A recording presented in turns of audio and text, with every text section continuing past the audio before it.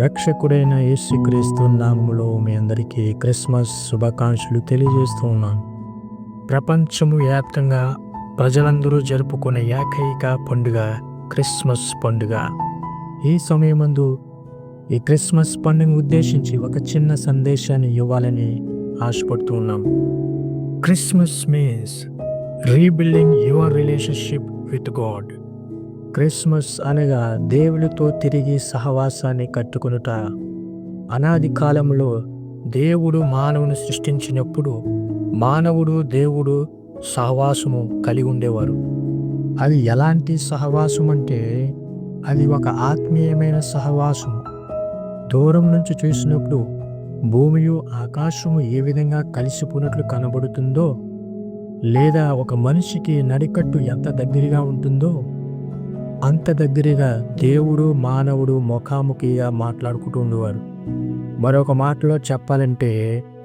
మరొక మాటలో ఆ యొక్క సహవాసం గురించి చెప్పాలంటే దేవుడు నివసించే ప్రాంతము మనిషి నివసించే ప్రాంతము ఒకటేనేమో అన్నట్టుగా అంత దగ్గరగా దేవునికి మానవునికి సహవాసం ఉండేది.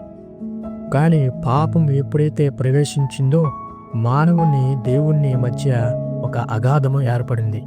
పాపము దేవుని సహవాసాన్ని మనిషిని యొక్క సహవాసాన్ని దూరపరిచింది.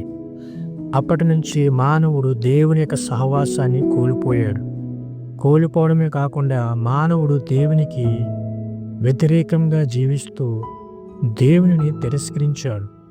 అప్పటి నుండి ఇప్పటి వరకు కూడా మానవుడు దేవుని తిరస్కరిస్తూ వస్తూనే ఉన్నాడు. ఈ సృష్టి ప్రారంభంలో ఆదాము ఏ విధంగా అయితే దేవుణ్ణి తిరస్కరించాడో నోవాహు దినాల్లో కూడా ప్రజలు దేవుని తిరస్కరించారు. అబ్రాహాము లోతు దినాల్లో కూడా దేవుణ్ణి తిరస్కరించారు. అంత మాత్రము కాకుండా మోషే కాలములో, యెహోషువ కాలములో, న్యాయాధిపతుల కాలంలో, అదే రీతిగా రాజుల కాలములో, ప్రవక్తల కాలములో కూడా ప్రజలు దేవుణ్ణి తిరస్కరించి ఆయన యొక్క సహవాసానికి దూరంగా ఉంటుండేవారు. కానీ ప్రజలు దేవుని ఎంత తిరస్కరించినప్పటికీ కూడా దేవుడు ప్రజలను విడిచిపెట్టలేదు. ఎందుకంటే ఆయన ప్రేమామయుడు, దయామయుడు, కరుణామయుడుగా ప్రజలను పట్టించుకుని ప్రజల కొరకు ఏ విధంగా రక్షణ మార్గంలోనికి నడిపించాలో దేవుడు ఆలోచించి తన యొక్క ఏకైక కుమారుని యేసుక్రీస్తుని ఈ లోకానికి పంపించి ఉన్నాడు. Praise the Lord. పరిశుద్ధ గ్రంథములో ఒక వచనాన్ని మనం చూస్తాం. లోకా సువార్త 2:11 దావీదు పట్టణమందు నేడు రక్షకుడు మీ కొరకు పుట్టి ఉన్నాడు, ఈయనే ప్రభు అయిన యేసుక్రీస్తు ఈ లోకానికి ఒక రక్షకుడిగా పంపబడ్డాడు. అయితే ఒక విషయాన్ని మనం గమనించాలి. అది ఏమిటంటే క్రీస్తు యొక్క ఉనికి, ఆయన యొక్క పుట్టుకను జాగ్రత్తగా పరిశీలించినట్లయితే క్రీస్తు అనాది కాలం నుండి ఉన్నవాడు. కలిగి ఉన్నది ఏది కూడా ఆయన లేకుండా కలగలేదు.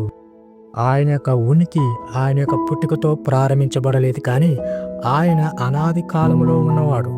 యేసుక్రీస్తు ప్రభుల వారు ఒకానొక సందర్భంలో నేను అబ్రాహాము కంటే ముందున్నానని సెలవిచ్చాడు. నశించుతున్న దాన్ని వెదికి రక్షించుటకు మనిషి కుమారుడు ఈ లోకానికి వచ్చెను అని లేఖనాలు సెలవిస్తున్నాయి. నశించిపోతున్న మనుషుని కొరకు, పాపములో మగ్గిపోతున్న ప్రజల కొరకు పాపరహితుడైన నీతిమంతుడైన ఒక రక్షకుడు మనిషి రూపంలో కావాలి. కనుకనే యేసుక్రీస్తు మానవ రూపంలో ఈ లోకానికి వచ్చాడు. Praise the Lord. ఈ సందర్భాన్ని జ్ఞాపకం చేసుకుంటూ క్రిస్మస్ దినముగా మనము జరుపుకుంటున్నాము. ఒక దేవుడే మనుషులతో సహవాసం చేయడానికి ఈ లోకానికి వచ్చి ఉన్నాడు. Praise the Lord. ఈ సృష్టి ఆరంభంలో కోల్పోయిన సహవాసాన్ని మరలా తిరిగి కట్టుటకు మనిషి కుమారు రూపంలో దేవుడు ఈ లోకానికి వచ్చి ఉన్నాడు. ప్రజలతో మాట్లాడాడు, ప్రజల మధ్య నివసించాడు, ప్రజలతో సహవాసాన్ని ఆయన చేసి ఉన్నాడు. క్రీస్తు యొక్క పుట్టుక ఈ ప్రపంచానికి ఒక ఆనందాన్ని తీసుకొచ్చింది. క్రిస్మస్ పండుగగా ఈ భూలోకంలో మనము జరుపుకుంటున్నాం. అయితే ఒక విషయాన్ని గమనించాలి. ఎవరైతే క్రీస్తులో జన్మిస్తారో పరలోక రాజ్యంలో కూడా గొప్ప పండుగ జరుగుతున్న విషయాన్ని మనం గమనించాలి. పరలోకంలో దేవదూతలు గొప్ప పండుగను చేసుకుంటాయి. కాబట్టి క్రీస్తులో నువ్వు జన్మించినట్లయితే, తిరిగి నీ యొక్క సహవాసాన్ని యేసుక్రీస్తుతో నువ్వు కట్టుకున్నట్లయితే, యేసుక్రీస్తుని సొంత రక్షకునిగా నువ్వు అంగీకరించినట్లయితే, పరలోక రాజ్యంలో గొప్ప పండుగ జరుగుతుందనే విషయాన్ని నువ్వు గమనించాలి. So Christmas is rebuilding your relationship with God. Christmas means a moment of celebration about Christ and coming back to God as a children of God. He came to save us from our sinful activities. He wants to give us a divine blessings in our life. How long will you live without God? This is the day that the Lord has made for you to come back in His presence and rebuilding your relationship with God. Jesus is waiting for you to come back in His presence. చివరిగా ఈ Christmas పండుగ దినమున ఒక మాట ఏమిటంటే, క్రీస్తుగా స్త్రీ గర్భమందు పుట్టాలి, రక్షకుడుగా భూగర్భం నుంచి లేవాలి, ప్రభువుగా గగన గర్భం నుంచి తిరిగి రావాలి. Praise the Lord. ఈ చిన్న క్రిస్మస్ సందేశము నీకును, నీ కుటుంబానికి, నీ కుటుంబం చుట్టూ ఉన్న వారందరికీ కూడా దీవెనకరంగా, ఆశీర్వాదకరంగా ఉండునుగాక. Praise the lord.